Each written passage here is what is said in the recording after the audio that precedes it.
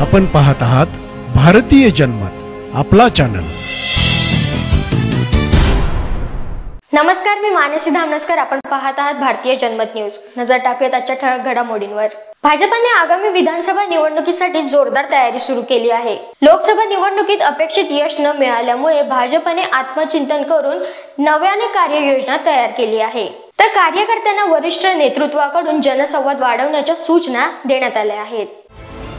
विधानसभा निवडणुकीच्या तोंडावर भाजपने जोरदार तयारी चालवली आहे। तळागाळातून मोर्चे बांधणी करण्यात येत असून भाजप पदाधिकारी व कार्यकर्त्यांना वरिष्ठ नेतृत्वाकडून जनसंवादाचा कानमंत्र देण्यात आला आहे। प्रत्येक घटकाशी अधिकाधिक जनसंवाद वाढवा व विविध शासकीय योजनांचा लाभ लाभार्थ्यांना मिळवून देण्याच्या सूचना देखील देण्यात आल्या आहेत। योजनांचे लाभार्थी वाढवण्याची धडपड पक्ष कार्यकर्त्यांमार्फत सुरू आहे। यातून निवडणुकीपूर्वी भाजपाची मतपेरणी सुरू झाल्याचे चित्र दिसून येत आहे। राज्यात विधानसभा निवडणुकीची धुमाळी ऑक्टोबर महिन्यात रंगणार आहे। सप्टेंबर महिन्यात निवडणूक कार्यक्रम जाहीर होऊन आचारसंहिता लागू होण्याची शक्यता आहे। निवडणुकीसाठी सर्वच राजकीय पक्ष कामाला लागले आहेत। लोकसभा निवडणुकीमध्ये महायुती म्हणून एकत्रित लढताना भाजपाला अपेक्षित यश मिळाले नाही। भाजपाने सर्वाधिक 28 जागा लढल्यावर केवळ 9 जागा राखता आल्या। आगामी विधानसभा निवडणुकीच्या दृष्टीने भाजपासाठी ही धोक्याची घंटा ठरली। राज्यात सत्ता कायम ठेवण्याचे आव्हान महायुतीसह प्रामुख्याने भाजपापुढे उभे राहिले आहे।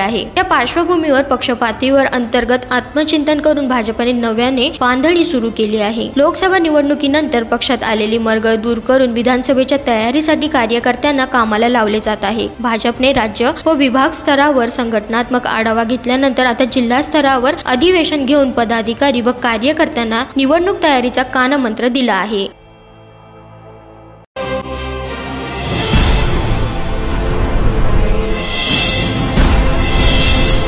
आपण पाहत आहात